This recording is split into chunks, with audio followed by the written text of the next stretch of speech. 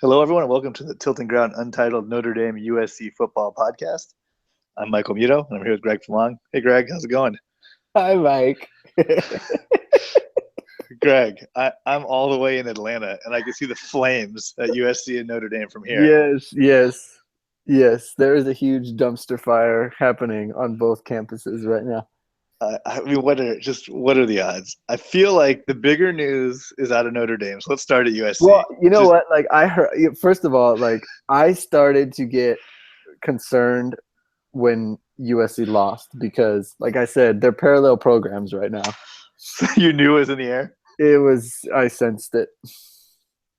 Ugh, it's so bad, Greg. It's just so bad. So It I makes it was makes sense to start with USC because they played first. true. So I'm out of town and I was packing during the game, and it just seemed like just a surreal like feeling. I don't know how to describe it. Like I was just watching this thing while I was kind of distracted and going, everything seems right, but something's not right. Like it was just nagging at me the whole game.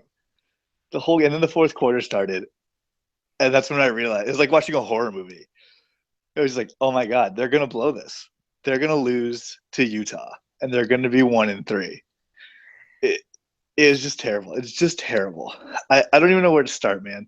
I guess Well, quarterback controversy. I don't know. I think on your side, like you had like I thought Sam Darnold played really well. Yeah, he looked good. He looked like everything they said over summer. Yeah, like he really and honestly, like just from a I mean, the play calling wasn't perfect, like feel free to give Justin Davis more than 10 carries or whatever it was, but I felt for the most part like I felt like they called a pretty good game. I mean, until the Um, end, yeah. yeah, I mean, yeah, just from like a putting Sam Darnold in really good spots. Um, They are playing Utah, to be fair, but well, I mean Utah, but I mean they're they're ranked. undefeated, right? They're ranked. Yeah, Yeah, so and then it's on the road and it was cold and raining. Friday. And, yeah, so like I mean, look, they're freaking better than Duke. I'll tell you that. Um, so I thought they gave him like they had a nice little game plan for him. So you Yeah, it know, seemed fine. It seemed fine. yeah, like I was fortunate, like I was able to watch most of the game. Um, and I came away impressed. Like I was thinking, just watching, like this team will hurt Notre Dame pretty bad on offense. Oh, So come on. It's way too far down the road. They might all quit and it's true, but I'm get in just like Twitter I was fights just with thinking, other like former players. this version of USC can hurt Notre Dame pretty bad on offense. Right. So that That's that makes me think like, why wasn't this the version all along? It I just honestly I honestly think that they did not want to. I didn't think they wanted to throw him to the wolves. That's what I think it was, it's honestly. just so I don't know, man. Like I get it, I guess, but if you know you're gonna lose already, that's such a loser mentality. Like it's such a self fulfilling prophecy. It's definitely a loser mentality. That is correct. I get the theory behind it. Like, oh, okay, these games are hard, and we don't want to ruin this 19-year-old kid's confidence. Right. But if he's so good, I mean, we said this earlier in the season, he'll figure it out. Or it was just a weird spot. That's all. Maybe Yeah. wait till later. The season's already kind of lost. Like just wait till a little later then. Yeah. I don't know. It just seemed like such a weird time to do it, to pull the trigger on switching Max Brown to Sam Darnold. Yeah. Um. So I mean, he played well. I thought the line played really well. Um. The offense for the most part. I mean, it's funny. Like you find a way to get Juju Smith involved, and Good things happen. turns out he's still a good player. You give your tailback 10, has 100 yards at halftime. I mean, yeah. I mean, in fairness, like it could have been. I mean, they did it to themselves too. Like Justin Davis, like he put the ball on the ground on the first drive. Sam Darnold put the ball on the ground. That was all in the first half. They're still winning. They were in their first three drives. Yeah, but they're still winning after those turnovers. Right. So like And then you they dodged the scored like bullet. four times in a row. Exactly. So, I I will say, I mean, they got beat by a program.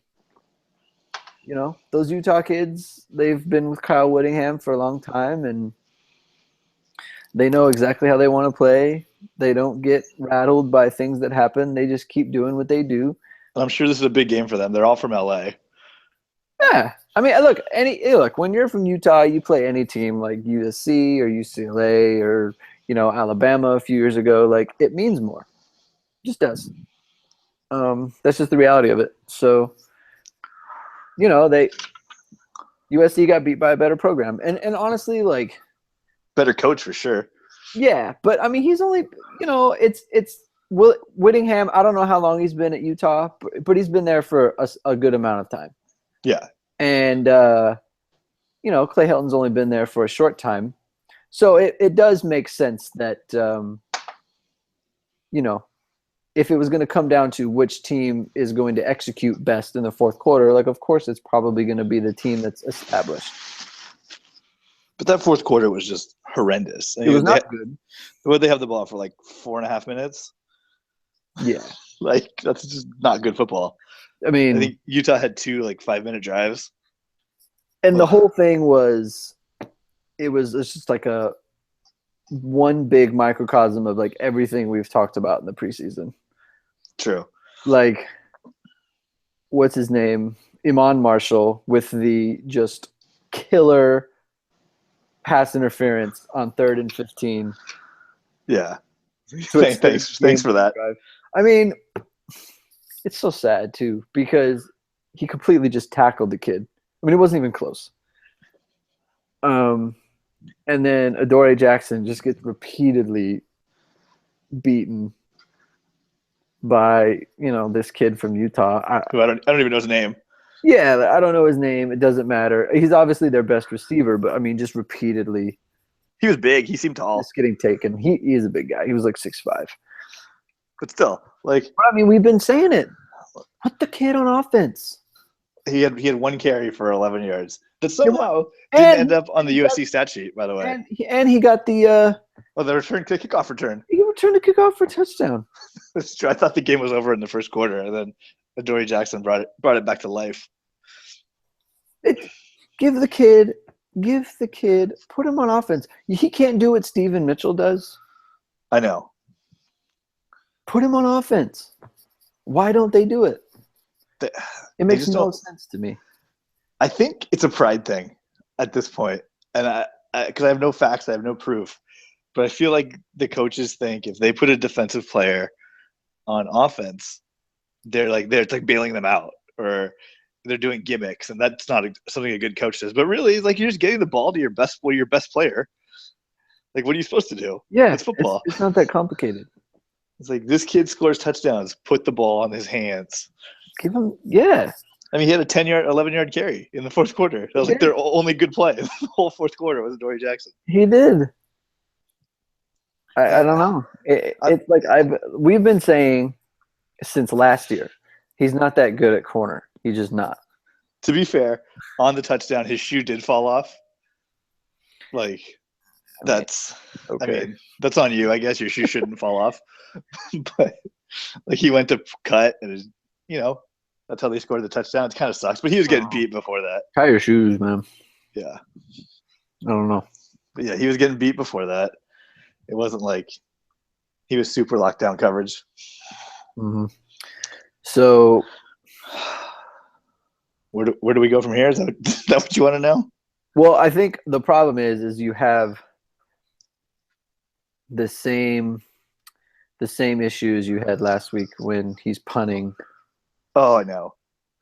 In Utah territory. From the Stanford 44, he punted last week. This week, he punted from the Utah 37. 38. It was a 38. Well, 37, 38, whatever it was. It was like 4th and 2. I mean, it's like and it looks really bad too because Utah's coach was going for it like in the first quarter, like in the first drive. He's going. I think they went 4 for 4. Downs. Yeah, he's going for 4th downs all the time. It's like he's playing to win, and not Clay Helton. I couldn't believe he punted. I couldn't believe it, especially after last week. It was especially when you're 1 and 2, like What do Then you what's the point? here? Like, yeah, like show your team. Like, look, we're out to win games. You punt and it's like, okay, I'm going to rely on my defense. It's like, well, you can go for it and rely on both sides. You can Yeah, rely on the offense to get the first down, and if they don't get it, it's like, okay, guys, you're going to pick us up. Like you can play it both ways. You need your defense to step up either way. So why don't you just give your offense the chance then? I don't know, man. And he's Especially when you he's got an a offensive coach. Especially when you have a tailback averaging 10 yards a carry. Well, he didn't get a touch in the fourth quarter, so why would they start on fourth and 2? His quote in the press conference was just like, "Hey, we mix up the backs." It's like, what? You mix up the backs? Okay, great. Can we mix it back to where Justin Davis gets more touches? Yeah. It's like, hey, we just mixed it up. What? Who knows? Right. There's no rhyme or reason. Yeah. It's like, okay, like I guess they drew straws for who's going to be in there. Unpopular opinion alert, and I don't have the numbers in front of me, and I'd be a better podcaster if I did. Ronald Jones, not that hot this year. I want to say, how many carries did he have? 8? I think so, yeah. Was it 8 carries? For like 2 yards a carry or something, if that. He needs to grow his hair out. We talked about it in the preview. Yeah. Get the hair back. It's funny, Ronald Jones and Josh Adams are kind of going through the same thing right now. Because neither one of them's really lighting the world on fire. After last year, they were amazing. You thought, like, this is it. These are the guys. Yeah. Let's see. Ronald Jones. Yeah, it was 8 carries for 18 yards. Yeah, that's not good. That's not good. That's not good at all. So, what's the general consensus around the USC program right now? I think it's fire Helton. I think everyone's really upset. He's 1-7, right, as the head coach? His one win is against Utah State as the official head coach. Okay. That's not good. Not good. Next week, undefeated Arizona State comes to town, who just scored 51 points on Cal. Not good. No. That's not great. This team, honestly, this isn't like sky is falling. This team might not be bowl eligible. Like, I'm dead serious. Parallel programs. Well, yeah. Like, I mean, the Notre Dame FC game might be for bowl eligibility. Like, that's real. That's real. That's not like hyperbole. It's not like me and Greg being sad about our teams. You know what the bad thing is too, like with USC's schedule is like now Colorado like just went to Oregon and won. I know. So it's Colorado's not like good, man. It's not like they're gonna be crappy, Like you don't really have a game that you can count on to where it's like, yeah, this team stinks. And they're at Washington. So that's not helpful. Oh.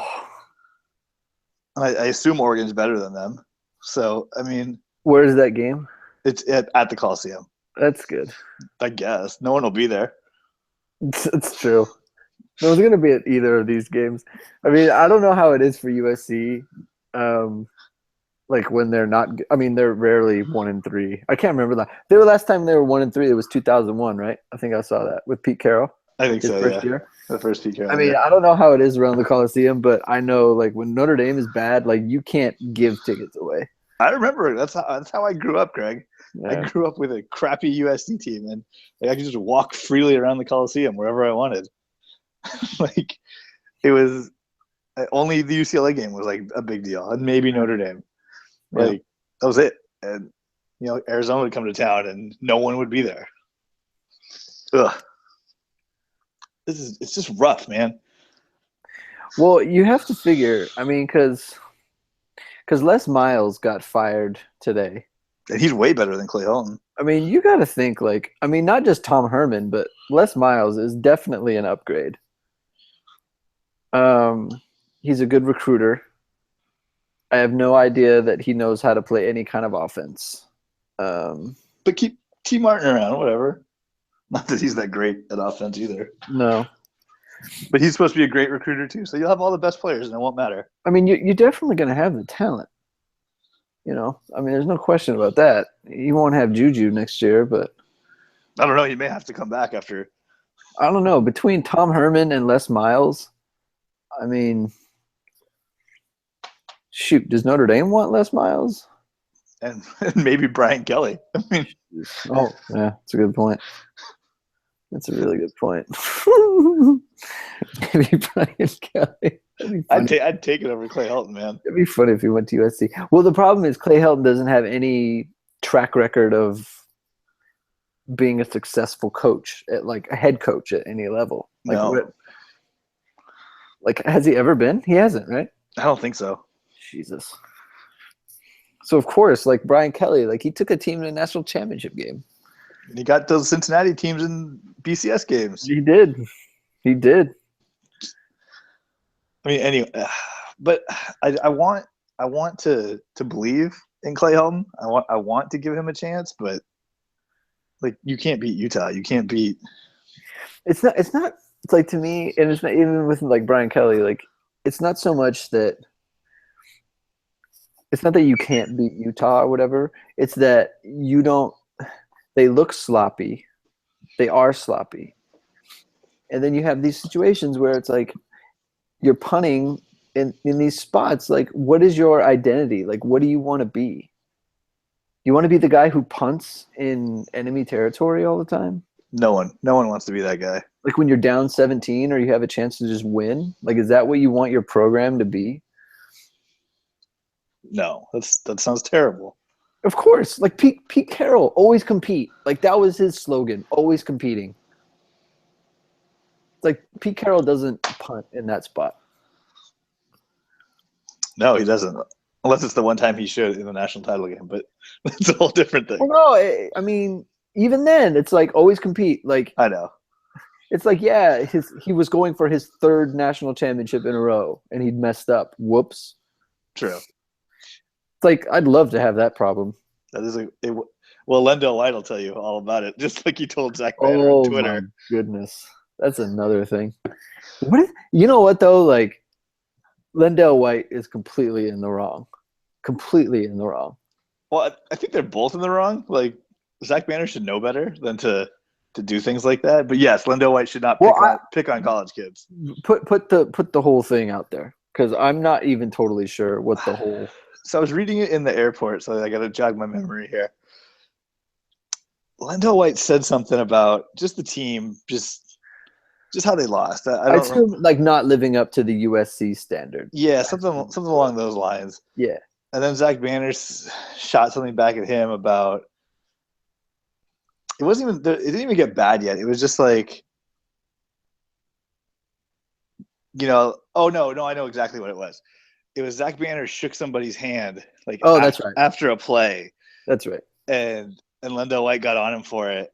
And then they went back and forth about how I was a mean player and I wouldn't shake people. People knew even if I didn't compete, I was still mean, or it was something weird like that. And then Zach Banner called Lendell White out for busting out of the league. Like it just went back and forth for a while. And it was just embarrassing for both parties. That's not good. I mean, you don't need to be. I feel like Lendell White, like, dude, you're an adult now. Like, he literally has nothing better to do. It's true. But that's why Zach Banner should know better than to respond. Who's having a crappy season, by the way. Yeah. Like this doesn't help your draft stock when you're fighting with NFL flameouts. It's true. By the way, it was hilarious. Lendell tweeted, "Yeah, I didn't try hard enough to make it in the NFL." Something along those lines. It's like, really? Jeez. Like you really put that out there, man? Balls. Anyways, all right. For the sake of the game, Arizona State, like I said, comes to the Coliseum next week 4-0. The line started at 6 and has since moved to USC as an 8-point favorite, which is wild. Wait. They're an 8-point favorite? Yeah. Are you sure? I'm sure. I wrote it down and everything. I was ready for today. Yes, a 4-0 team is coming to the Coliseum to play USC. And they are getting 8-point dogs? Yep. I'm going to look again just because now you have me worried. It's at 8:30. It'll be the Fox national game. Oh, excuse me. I'm on the East Coast. It's at 5:30 in normal time. Yeah. By the way, while I'm looking, I don't know how people watch sports on the East Coast. That Stanford game ended at like 11:30 for me. It was terrible. Okay, yeah, Southern Cal opened as a 6-point favorite, And it now moved to 8? and it moved to 8. So all the money was on USC at the I beginning? guess, yeah. Well, I'm going to take the points. Might as well. It's over Not a just- touchdown. Yeah, not just because like I don't know anything about Arizona State really, but it seems like a little too much to give. I'm just going to keep riding, picking against USC, so I'm going to take the points as well. It seems to be the smart thing to do. Yeah, Objects in motion stay in motion, Greg. there it is. All right, let's go. Let's switch over to the big news. It finally happened at Notre Dame. Brian Van Gorder got fired. Brian Van Gorder is no longer a part of the football program at University of Notre Dame. I have a scorching hot take about this. All right. I think they should have waited till the season was over. Why? Well, what if the defense gets better? And won't the kids like, what's his name? Greg Horton? Greg Hudson. Like, what if his team plays well, but you don't really want him being your defensive coordinator, right? I don't think he's under any illusions that he's going to be the defensive coordinator. Okay. Because I think basically they need a coach. Like basically, I think Brian Kelly is the defensive coordinator, to be honest with you. Okay. Because let me just tell you, as someone who saw an interim coach become the real coach fairly recently, Oh yeah.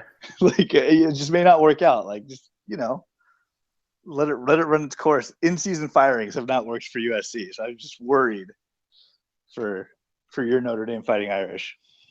Right. So the situation is that this guy was one of these analysts that they hire. Mm-hmm. So he wasn't even like a coach. Like he didn't coach a position. He didn't, was in charge of any, like the linebackers or anything like that. So they brought him on basically, I think, to just kind of like call the plays in.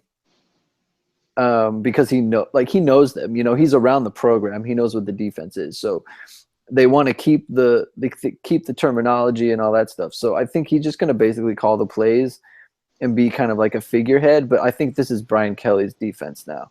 Okay. Yeah, I don't think this guy is like trying to be the defensive coordinator at Notre Dame. Like he was the defensive coordinator at Purdue.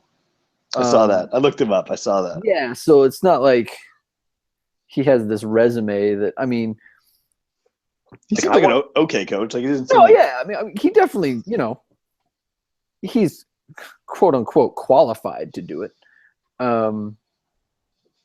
But yeah, I think whoever Notre Dame goes after this will be far more qualified. So He'll be a big time coach. Yeah, like the guy at LSU, for example. Hopefully, he wants to do it. Man, so what? One thing actually before we move on, when Van Gordon got fired, I saw a lot of tweets that said he wasn't that involved in recruiting, anyways.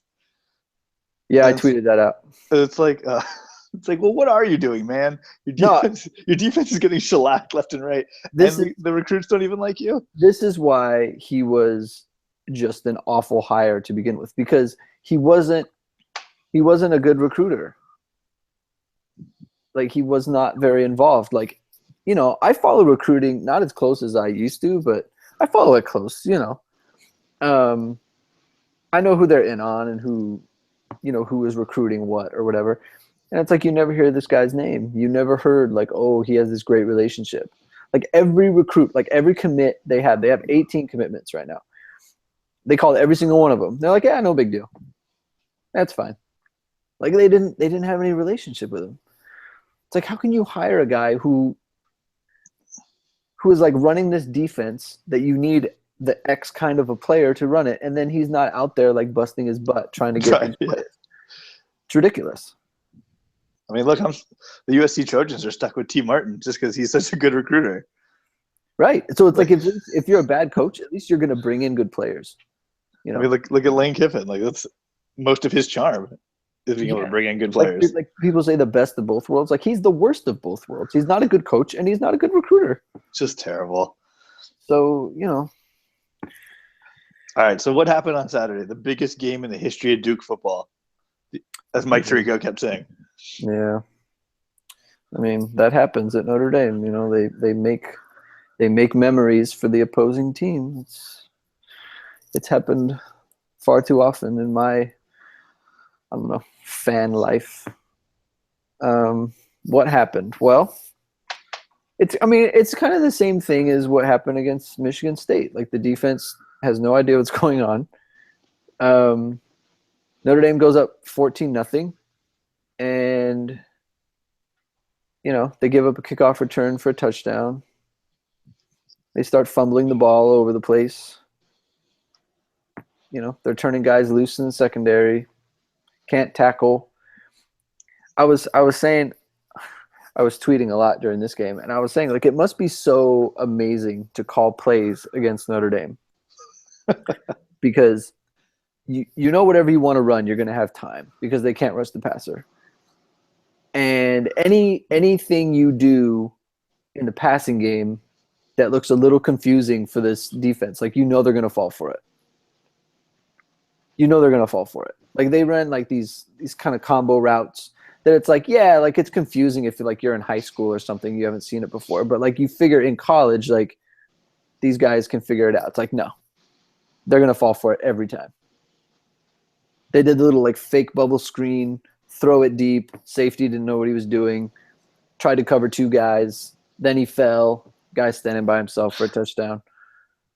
I mean, it's amateur hour. Like that's why they had to get rid of Van Gorder. I mean, they couldn't even tackle. Yeah, like they were looking at they're looking at like a 3-win season. You know what I mean? I mean, I do. I know exactly what you mean. It's just crazy to me that this team. I mean, at least they get to play Syracuse, and who's still a good team. Syracuse is a problem because the way that they play offense the same as Texas. They just wing it, just throw it around, throw it deep. Yeah. So I mean, Brian Kelly says that every player on the team is subject to lose their job. I saw that, and switching roles too. Yeah, which was a weird comment. Yeah. So Deshaun Kaiser's going to start at safety next week. I mean, Malik Za'ire's available. Oh my God, that kid! That reverse pass was garbage. He is as checked out as you can be. He does not want any part of. To be totally honest with you, I think if something happened to Deshaun Kaiser, like they need to go to the third team guy. Like Zaire is gone. He is gone. Like he has checked out. Poor guy. I mean, honestly, like poor guy, fiddlesticks. Like look, you competed with someone. He was better than you. Like, suck it up. And he got a shot too. It wasn't like the coach he got to play. He totally did. And given like what we've seen, like I don't know what Brian Kelly was thinking, because in practice, like he has to know like what his defense looks like. He has to know what his defense looks like. So it's like he has to know like, hey, we're gonna have to score a lot of points this year to win games. So it's like, how can you go with Zaire? Baffling. Yeah. So I'm personally of the opinion that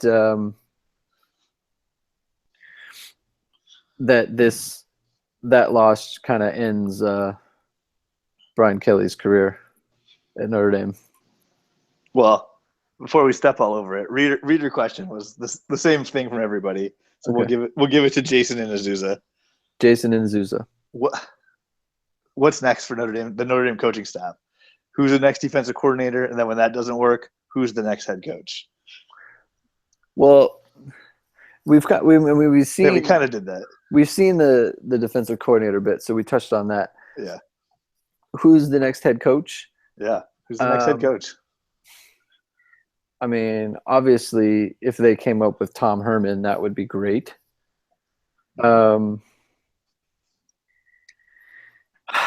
Other Is than Tom that, is Tom Herman that much different from Brian Kelly though? Like in like coming from a small school to Notre Dame. I guess Brian Kelly was never an offensive coordinator for a big program. He come from he was not. 1 AA. He went from Grand Valley State to Cincinnati. Uh, is he that much different? Well, here's the thing. I know that Brian Kelly can't do it. True. Evidence is there. Since I know he can't, I want to see if Tom Herman can. I mean, he looks pretty darn good at Houston. True. It just, you're in your 7th year and the team doesn't know what it's doing. And when you say things in a press conference like my job, I'm auditioning for my job, like he said, like once you acknowledge that at Notre Dame, it's over.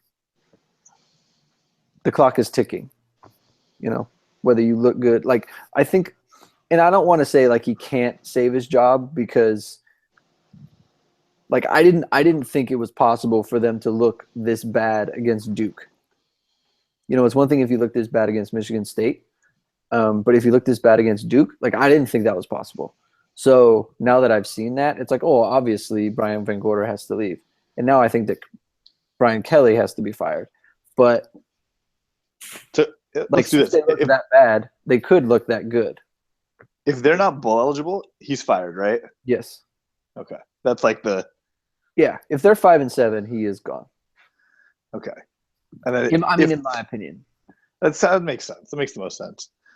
But then, when they come back in 2017, what's he got to do? Like make the playoff? He's got to make the playoff, right? Or else he's still fired. Who? Brian Kelly. Assuming they keep him. Yes, if Brian Kelly is kept after 2016, when in the 2017 season, so next year. To keep his job, don't you think he'd have to make the playoffs?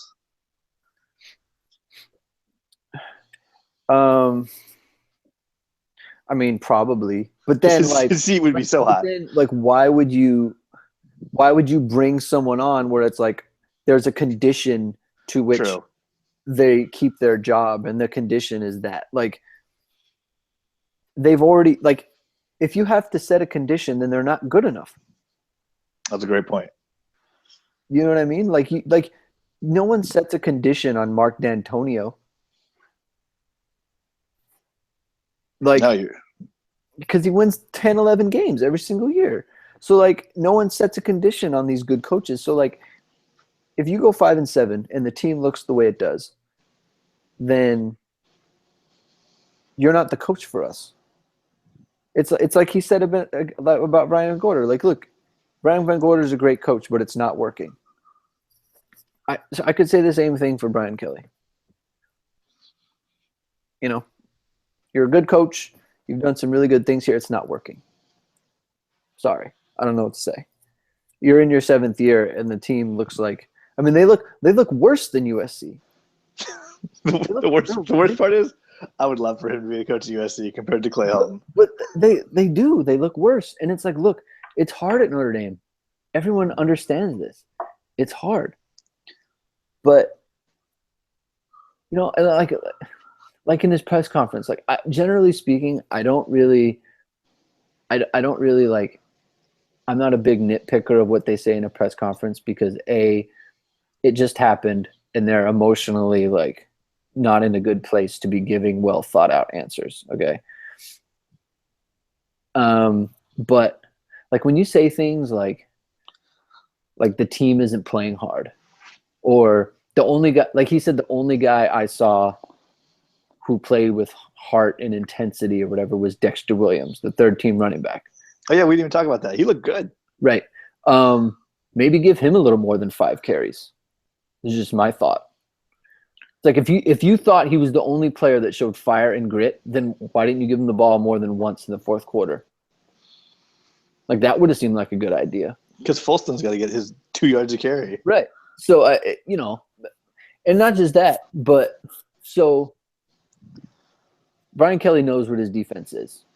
And he knows he's got a defensive coordinator that he's probably going to have to fire soon. Okay, because he's thinking about it. So They're up 14-7 with the ball, and it's 4th and 1 from their own 44, and he decides to punt. So, of course, Duke got it and drove right down the field and tied the game. And I'm thinking, why are you doing that? I could vouch for that. I could vouch for that because Greg texted me. I did. Why right when it happened. Why are you punting when the best part of your team is your offense? The worst part of your team is your defense. Your offense needs the ball as many plays as possible. You know, you're talking about toughness. You're talking about fire, wanting to win. Well, then you need to say, like, we're getting this first down, and like we're going to be aggressive. We're not going to lay back. We're not going to punt. We're not going to be passive. We're not going to put it on the defense. Like, we are going to go get the things that we want. You know, and people always get on the players, right? Like in the fourth quarter, they showed Duke jumping up and down. And it's like, that shows the difference. Like, the Duke guys are all fired up and the Notre Dame guys are all subdued. It's like, of course they're subdued. They're getting booed in their own stadium. They're 3 touchdown favorites and the game is tied. Of course. They have everything to lose. Duke has everything to gain. Right. Of course they are like that. Right. But what is Brian Kelly doing to, like, is he getting on the field? Is he pumping his fists? Is he showing intensity? No, he's not. He's standing there with his arms folded. So yelling at his coaches. Right. So, you know what? Like, why don't you show some emotion? Why don't you set the example for your team if that's how you want them to play? Why? Because you're above it? Because that's how the players feel. The players feel they should be above jumping up and down against Duke. That's how they feel, and that's how he felt, and that's why it came across the way it did. So he needs to set the tone. Have you ever seen him be emotional? I'm thinking about it right now. I've seen him be emotional, like, in a bad way. Yeah, I meant positively. Has he been emotional from a, like, cheering standpoint? Because I feel like he gets whiny. Like we've talked about that before. He gets whiny. I'm sure he has. I don't remember it. I don't remember it happening ever in, like, a situation like they were in, where he's not rallying the troops. You're not rallying the troop. He's not rallying the troops against a subpar opponent. He's expecting that they'll just raise their game. And it's like, look, the season is on the line. You need to be the one. Like, you're about to hold, like, an open tryout basically this week for all positions. It's like, so why don't you show some intensity now? You know what I mean? So that's the problem that I have. That was my big issue. It's like, I felt like he was already resigned to what was going on, and so therefore he passed that on to his players. He definitely passed the buck. Yeah, and now he's 1-3. I mean, he took accountability at especially today, for sure. But it's like, where I need it in the moment. Where is it in the moment? So, they could turn it around. They probably won't. Well, even what's turning it around? Like, well, I mean, they could just start winning games. That's true. I mean, be a 3-loss team. You know what the sad thing is too, is like, this schedule is so weak. It is so weak schedule. Like, if last year's team was playing this year's schedule, they would be undefeated. I don't think there's any question. But it doesn't work like that. So, like, is this team gonna beat Stanford? No, they're not gonna beat any team that's well coached. So what you're telling me is they have a shot against USC. They do have a shot. I mean, look, Duke has a good coach. They do. And they're still not there. I mean, they're not a good team, but any team that is well coached will have a chance against them. And Stanford especially. I mean, that's the ultimate program team. For sure. They've been doing the same thing for like since 2008. yeah. I mean, so that's an 8-year. They're 8 years into what they're trying to do, and Notre Dame's 7 years in. But So let's see. So Syracuse, they throw the ball around. That's going to be tough. Is North Carolina State good? it's a true road game, so that will be difficult. Syracuse is a road game too, for those of you keeping score at home. Right. Then it's the Stanford game. That's a loss. then it's Miami. That's a loss. And then it's the two service academies, Navy and Army. So who knows? Army's probably a win. Those are the two games where it's like, okay. I mean, Navy, actually, I changed my mind. Army is a win. Navy is a toss-up. Which is Navy loves to play Notre Dame. I mean, They do. they get up for it. And then it's Virginia Tech. And that I don't know how good they are this year. I mean, yeah. I mean, they're better than Duke. See, that's the thing. Like, all these teams that they're playing, like, they're probably better than Duke is. That's very true. Like, they give up 38 points to Duke. Duke had 27 combined points in their first two games. Ugh. You give up 38 points. Jesus Christ. It's a rough one, man. Why do we do this to ourselves? I don't know. The Rocket was at Notre Dame when I was 9, so I decided to cheer for them, and now it's haunting me for the rest of my existence. I generally cheer for blue teams, and for some reason for college football, I picked a red team. I don't know why. Dude, stop complaining. Your team won like 2 national titles in a row. That's true. Stop it. When you were like 24 years old. We're right in my prime. Right in That's my rooting prime. That's like me getting mad about the Lakers. Excellent point. But they haven't been good lately. I don't want to talk to you. Okay, fair enough. I will revel in my Pete Carroll championship. Okay, all right. So the line. Notre Dame's going to Syracuse, and you're never going to believe this. They are. Where'd it go? Oh, here it is. They are a 14-point favorite. Take the points. You got to take the points, right? Yes. Syracuse is better than Duke. It's Syracuse home field. I just don't see how they can. I don't think it's their home field. I think it's at like the Meadowlands or something. Oh. But is it the Shamrock Series or something? No, I think they usually play in the Meadowlands. Notre Dame wouldn't play 2 true road games in a row, like they did against NC State, because it's Texas, NC State, and USC that are the true road games. Okay. So either way, it's not at home. Yeah, it is at MetLife Stadium in New Jersey. They're not gonna beat any team that can score by more than a touchdown. So they're definitely not going to cover. They're definitely not covering. That is a simple. I mean, I feel very good. I would put a lot. If I don't gamble, but if I did gamble, I'd put a lot of money on Syracuse to cover. That's just crazy. This is absolutely crazy, man. Oh, we do have to talk about because Notre Dame had their own Twitter situation. Oh, what happened? So Davaris Daniels, who was a receiver, he was one of the guys who got suspended, the Frozen Five. He was one of the guys that got suspended and then ultimately kicked off the team with the academic scandal. Oh, okay. What was that, like 3 years ago? It was 2 years ago. Okay.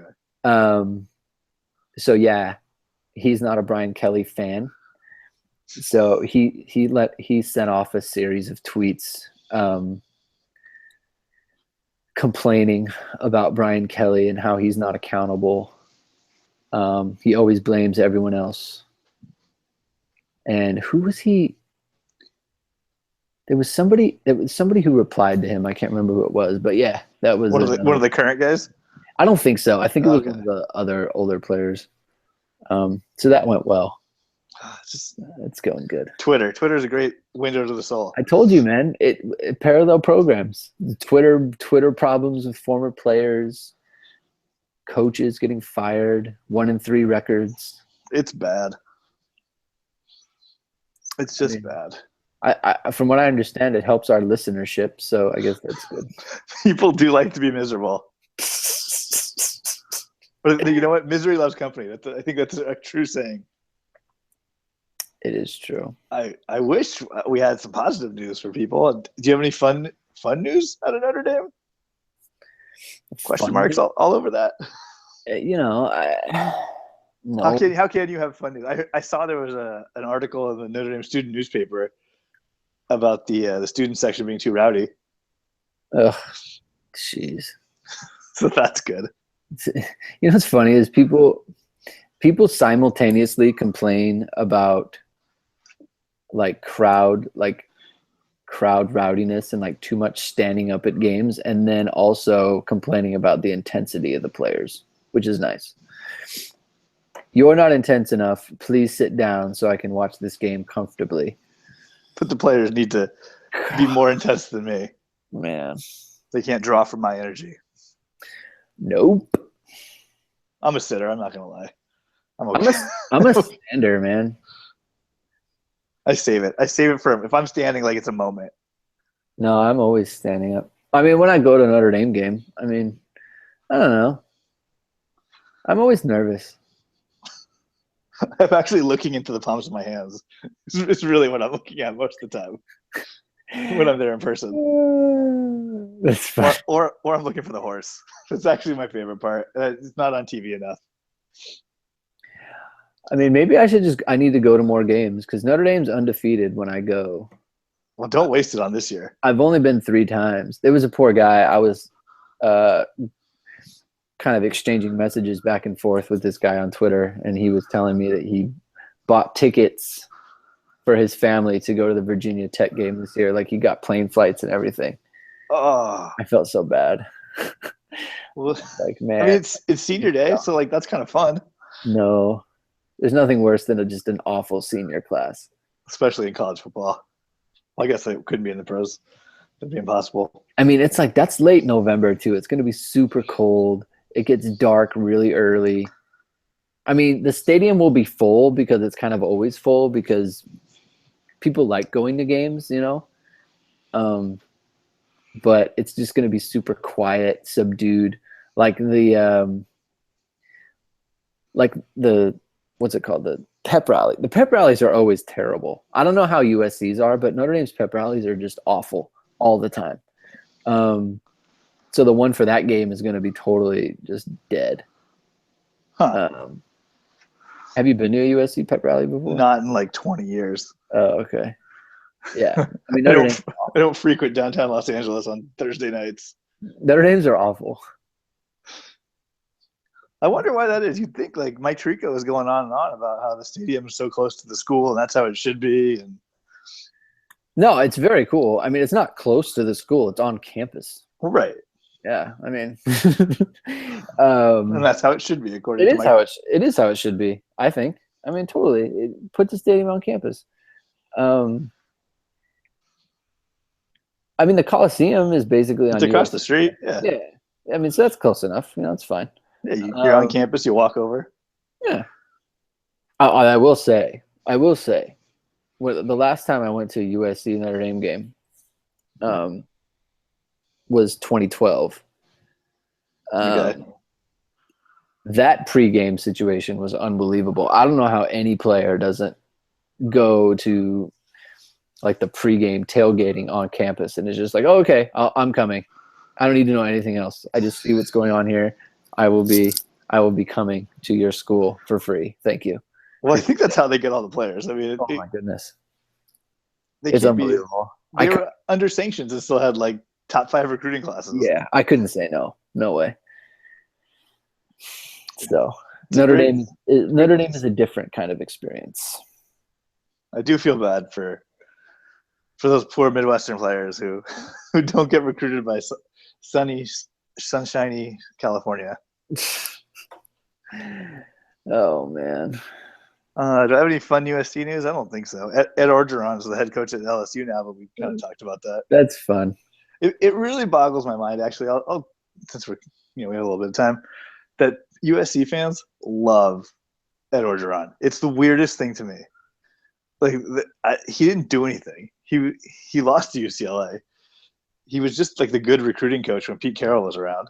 He's got that Southern drawl thing. Jumbo, gumbo, jambalaya, crawfish. I get it. Yeah, I mean that's what people like, you know. Etouffee, like yeah. But no, like the message boards love him. They can't get enough. Oh, bring Coach Ed back. He's the real deal. He had the fire to be a real head coach. That's when they messed up the first time. It's like, are you kidding me? Like, this guy can't be a head coach anywhere. He'd be a head coach. Is he one of these tell it like it is guys? Probably. He's a straight. He gets the kids fired up. He's a straight shooter. All rah stuff. Like who cares? Maybe he should run for president. Oh, too soon. It is. Too soon. I think we can't make those jokes, Greg. Oh, we have to wait till after November. God, don't let it be. It'll be really the worst football season ever for you. Oh my God! You know what's funny is I think I told Tim. If Notre Dame going winless means that Donald Trump is not the president, then I'm fine with it. I mean, you're taking one for America. Yeah, I am trying to take one for America, man. I don't know if they know that that's your agreement. Like, you should put that out there. I guess you just did. But I mean, it doesn't matter. Like, I'm just the guy. Hey, we're just a guy who's standing there waiting for a football team. I'm just standing there waiting for a team in the rain. How's that go? I'm just a girl standing in front of a boy. I'm just a guy standing in front of touchdown Jesus, asking his team to win. Jeez. I don't think we could end on anything better than that. Well, hopefully our teams win next week. You can follow us on Twitter. What are you, Greg? I never can get it, Greg. It's terrible. Next time I'm going to get it. I'm trying to do it off the top of my head. I know if I write it down, I can get it. But what are you?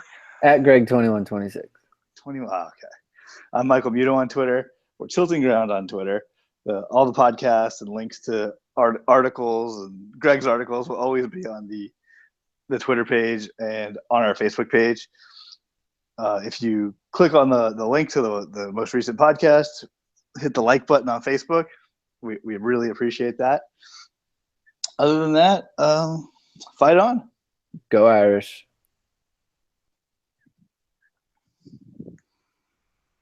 Where did this thing go?